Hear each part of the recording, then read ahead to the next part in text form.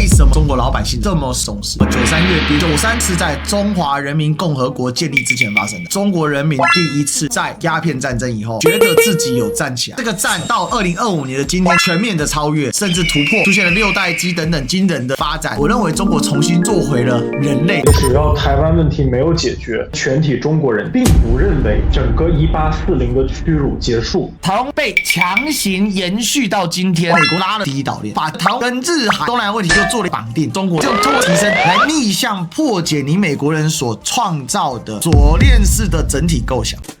Ladies and gentlemen, welcome the host.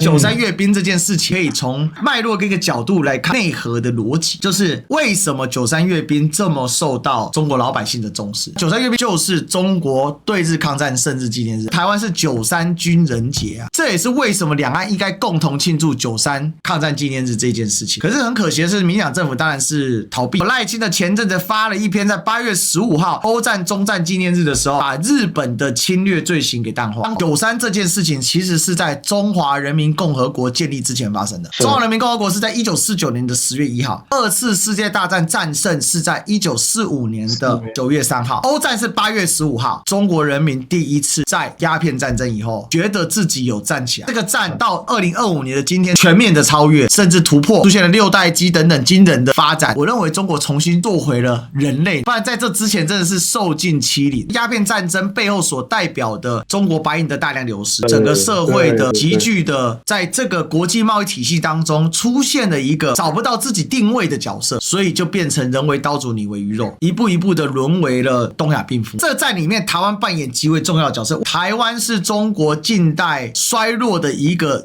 转折点。只要台湾问题没有解决，大陆人全体中国人其实并不认为整个1840的屈辱结束。台湾问题的这个存在不单单是因为国民党对台湾问题的存在是从1840年的这个中国衰落以后，它是最具有代表性的事情。在1885年的时候，随着中法战争的结束，清朝的整个朝野已经深刻意识到了世界已经从陆权时代彻底走向海权时代。清朝开始非常重点的经略海疆这件事，因为我们把中国地图摊开，中国分3边，北边、南边跟海边。东起朝鲜、俄罗斯、蒙古、哈萨克、吉尔吉斯、塔吉克，南边从阿富汗、巴基斯坦、印度、尼泊尔、不丹、缅甸、辽国，海边就是今天看到海上边疆，除了隔海相望的朝鲜半岛，但朝鲜半岛又是陆连日本，然后琉球到台湾、菲律宾。海边这件事情其实对中华帝国来讲并不陌生，但对于中华帝国的最后一个帝制王朝清朝很陌生。清朝的统治阶层是满人，满人对于海洋属性它是非常陌生的。满人的祖上分3种：野人女真、建州女真、海西女真。这3种女真最发达的建州女真其实是农业，野人女真主要是游猎跟部分的游耕，海西女真虽然会打鱼捕鱼，但基本上也仅止于在海岸的，所以他们基本上没有一个海洋的概念。这个是女真统治者他的领导的族群是女真人跟蒙古人，他们本来就没有这种海洋属性的逻辑。一直到中法战争的时候，我才认为说整个的清朝统治阶层才基本上有了这样海洋的一个思维，至少汉人大臣们是有这样的思维。1885年正式的台湾来建省嘛，当时叫福建台湾省。另外就是你可以看到包括像各种的海关啊，各种的这种设立啊，它是逐步在加紧的。当时的中国其实还是有一种虽然不管怎么样至少还可以往前走的感觉，不好但是没有到完蛋。日本人作为亚洲第一个帝国主义国家，跟中国差不多同一时间开始改革，结果日本狠狠的修理了当时的中国，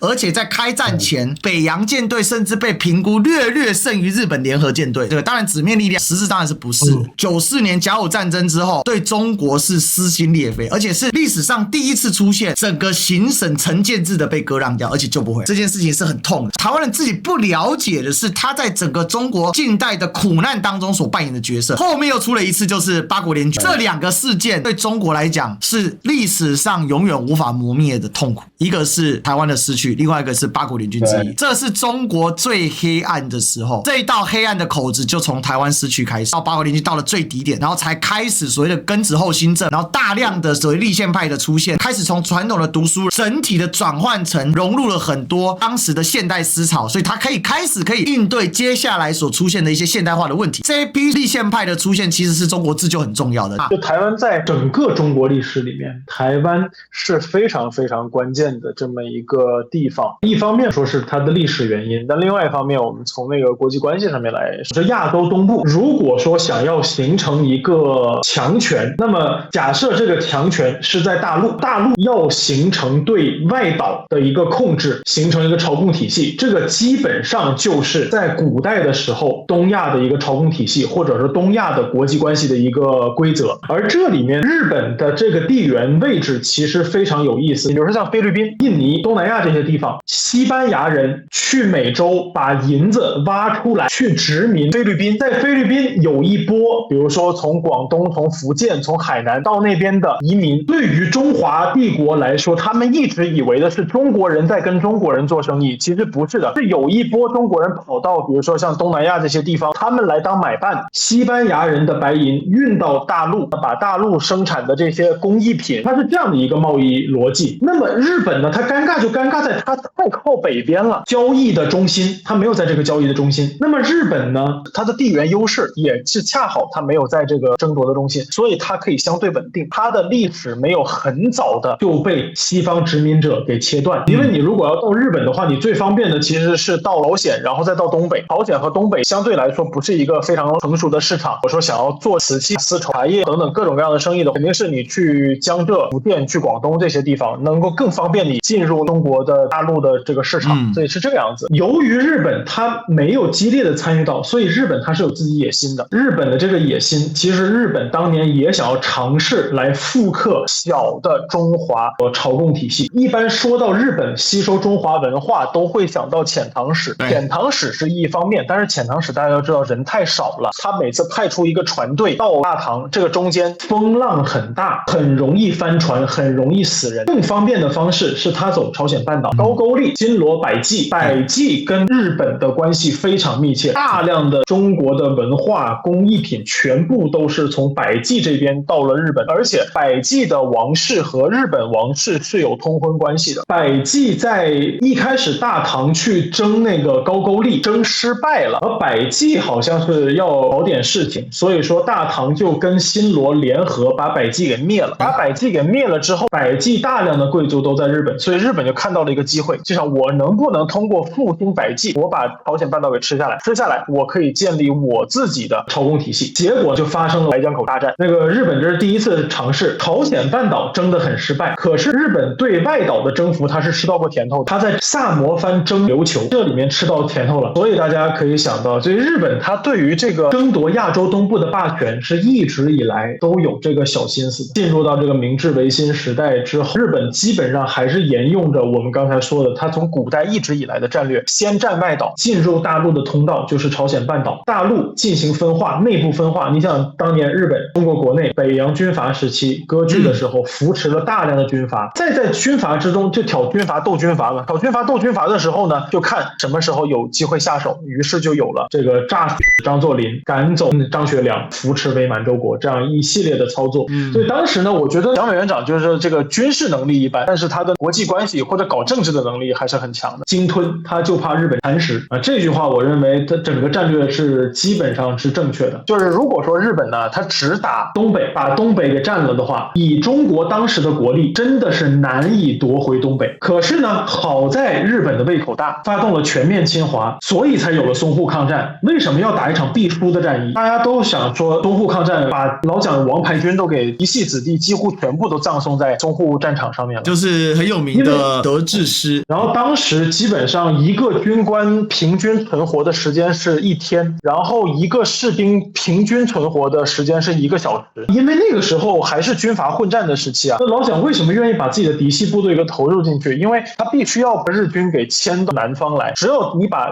这个整个战线给拉得特别的长，日本占领华北，划江而治，跟中国谈判谈和战略企图才可以被破灭。如果说日本你留着他整体的国力只在经营华北，他可能下一步就会打蒙古。如果打完了蒙古，好在他打蒙古是被这个苏联给摁回去了嘛，但是他如果从蒙古转向来进攻黄土高原的，中共的游击队也没有办法来顶得住。正是因为他没有办法走蒙古附近黄土高原，进入这个西北，所以中共可以在北方和日本人打游击。因为中国的地形是3级的嘛，从打到武汉就打不过去了，就只能轰炸重庆，但是其实已经打不过去了。对，你看日本后来是基本上占了几个沿海的点，然后试图去通过征服东南亚获得橡胶，同时封锁西方支援中国的那个通路，可是他基本上国力已经搞不定了。所以说台湾问题一直到今天，在全体中国人来看，当年台湾丢了是因为帝国主义侵略我们，后来在2战时期，这个日本人让台湾人国民党败逃到台湾，然后现在帝国主义还在利用台湾在搞大陆的这个心态。所以说你等等这些事情连续下来的话，你就知道为什么台湾问题在大陆的心中它是一块非常非常重的石头，从历史上就一直砸在大陆人心中的一个石头。从93的角度来看，其实台湾问题当时应该是被解决了。日本天皇的投降诏书里面，它是按照波茨坦公告投降的嘛？波茨坦公告里面是非常明确的确认开罗宣言的内容必须被执行。为什么中国人感受到骄傲？让中国衰落最黑暗的那道伤疤就是台湾，终于被解决了。台湾问题被强行延续到今天，对中国来讲是很痛苦，是一个绝对的共识。这一点是我们台湾在看待这件事情的时候